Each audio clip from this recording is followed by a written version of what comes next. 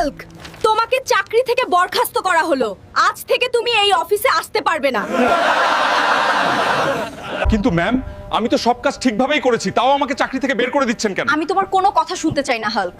তোমাকে আমাদের আর প্রয়োজন নেই, তুমি এখন চলে যাও। হায় রে ভাগ্য, কোম্পানির জন্য এত গাধার মতো কাজ করি, তাও ম্যাম আমাকে ষড়যন্ত্র করে বের করে দিল। আজকে যারা আমার উপর অন্যায় করেছে তাদের আমি রাস্তায় এনেই ছাড়বো। তুই এসেছিস বাবা, তোকে এমন দেখাচ্ছে কেন? মা, এত কষ্ট করার পরও আমার চাকরিটা চলে গেছে।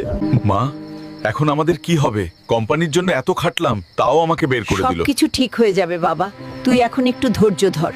এই নে বাবা, আমার এই গয়নাগুলো বিক্রি করে তুই নতুন করে কোনো ব্যবসা শুরু কর। কিন্তু মা, এগুলা তো তোমার শেষ গয়না, এগুলো আমি নিতে পারবো না। তোর এগুলা নিয়ে চিন্তা করতে হবে না বাবা, এগুলোর উপর আমার কোনো টান নেই। কিন্তু তুই যদি কিছু করতে পারিস, সেটাই আমার সবচেয়ে বেশি খুশির কারণ হবে। মা আমার জন্য তার শেষ গয়নাগুলো বিক্রি করে দিল। শরীর ফাইটা যাক, কিন্তু মায়ের